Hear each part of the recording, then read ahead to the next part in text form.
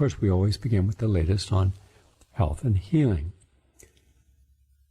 I remember the first time I was exposed to royal jelly was when there was a little tiny health food store up on 90th and Broadway. It was on the corner. And when I went in there, I was young. I was 19, and I was a bodybuilder or weightlifter. I was big, 236 pounds, all muscle, and I wasn't a runner at that time. That would come a little later. And boy, that shed the muscles down. And there was this gentleman in there. He was, I don't know how old he was. He was all white hair, and he was a pharmacist. He had on this white jacket, but he had a little counter.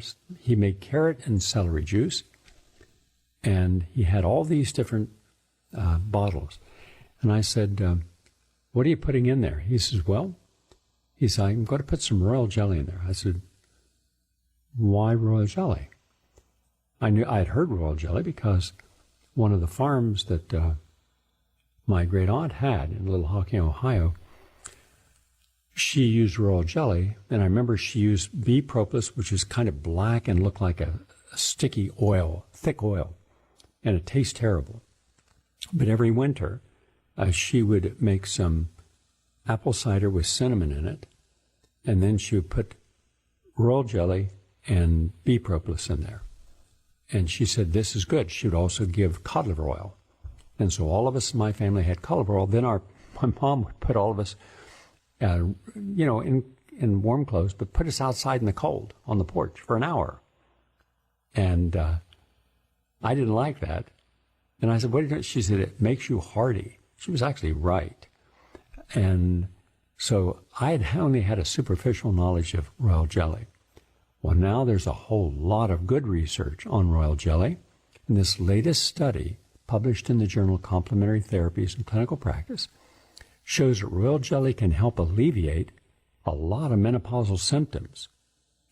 In their report, researchers from the Hormozgan University of Medical Sciences noted that the severity of menopausal symptoms was significantly lower in women who had been given a royal jelly supplement.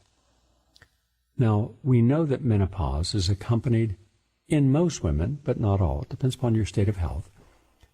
And it can last between perimenopause, which is premenopause, and contrary to what people believe, even though you may had in intermittent periods, short periods, or no periods, period of time, you can still get pregnant. People think, oh, now I don't have to worry about that. Yeah, you do, till you're in full menopause, and you've ceased all of that ovarian activity. In any case, women went through a 12 months without menstruation than they were in this study. The average age was 51. And however, some women as early as 40 were in it. Here's what they found improved: irregular periods. Now, again, during perimenopause, a woman may experience either shorter or longer periods than usual. It could also cause unexpected bleeding during periods or miss periods altogether. Hot flashes are one of the most important as far as the problems. A hot flash is defined as a sudden feeling of heat in the chest and face, and hot flashes are very common in perimenopause, but their frequency and severity may differ for each woman. A night sweat, on the other hand, refers to a hot flash that occurs during sleep. And while night sweats can interrupt a woman's sleep cycle and cause daytime fatigue, there are cases where it can be debilitating. Then mood swings are very common. Changes in mood are fairly common among perimenopausal women. These can include symptoms of irritability and depression and even anxiety. However, women experiencing persistent mood changes or those that affect their quality of life should realize there may be something else occurring and seek holistic mental health care. And then something that's rarely discussed in America, and it should be, is vaginal atrophy. Perimenopausal women have reduced estrogen, not completely gone, however, and this can lead to a condition called vaginal atrophy or vaginal dryness. A woman with vaginal atrophy has thinning, drying, and inflamed vaginal walls caused by reduced estrogen levels in the body. And this makes sexual intercourse very painful, and often accompanied by feelings of itching and burning, even bleeding, and that can lead to internal sores and infections. This also increases women's risk of urinary tract infections.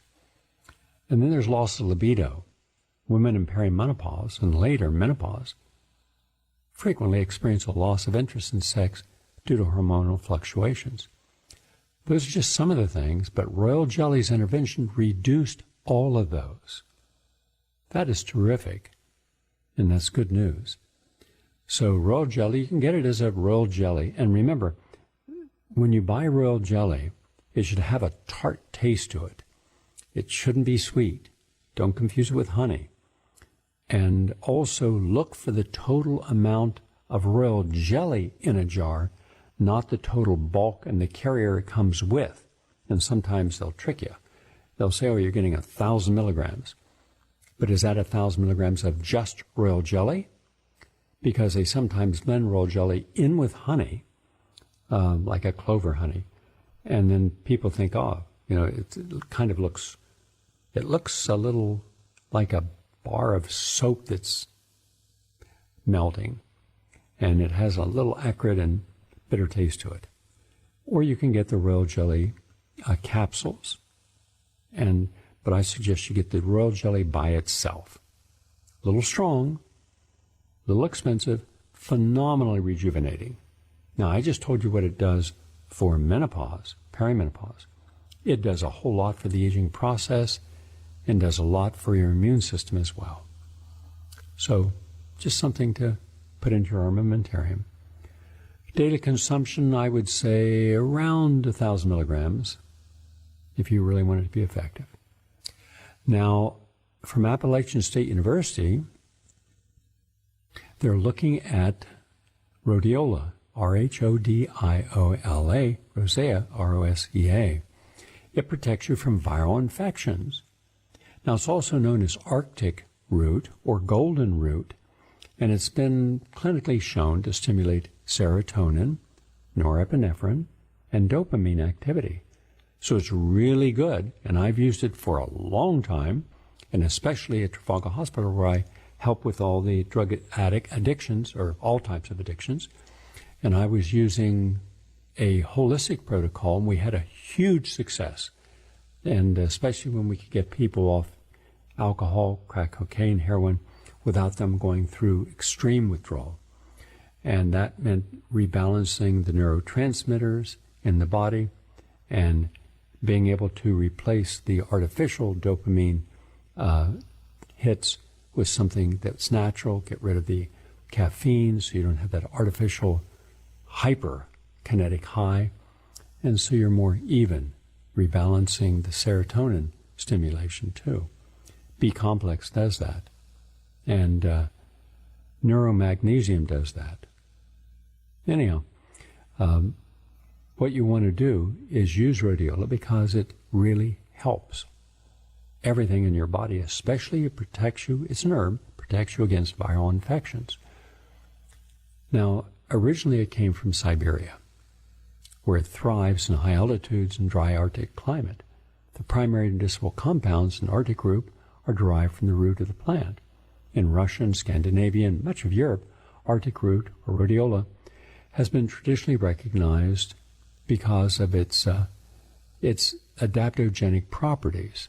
By the way, an adaptogen is a physiological agent that naturally increases the body's resistance to physical and emotional stress.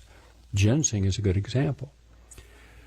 And rhodiola is right there with it. It's been clinically shown to stimulate serotonin, norepinephrine, and dopamine, and it can also help if you have any form of neurotransmitter imbalance.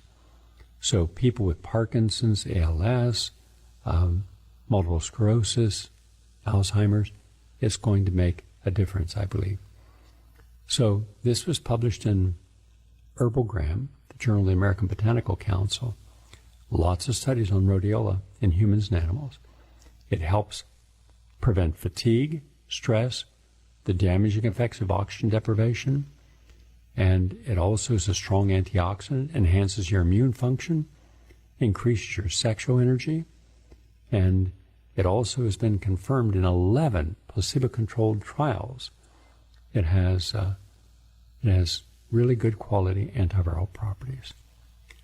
So these are just, if you look at the article published in Frontiers in Nutrition, you'll see its antiviral activity. Anyhow, lots of good studies on it. So I believe most people could benefit. But there's one more study, and this is from the University of Wien, W-E-I-N, in Austria. They found rhodiola is a potent herb that can help calm your state of mind. That's important. So, yes, it can boost energy. Yes, it improves athletic performance. Yes, it treats depression, anxiety. But it's also considered, as I mentioned, an adaptogen, which means it helps your body adapt to stress. So its adaptogenic effects are a calming effect. And this was published in the journal Neuropsychiatric Diseases and Treatment, where Austrian and German researchers found that rhodiola promotes a calm state of mind and helps reduce symptoms of burnout and occupational phenomena caused by chronic workplace stress. Just good all the way around. And finally, from the University of Oxford in Great Britain, being positive is linked to a lower chance of dying. Yeah.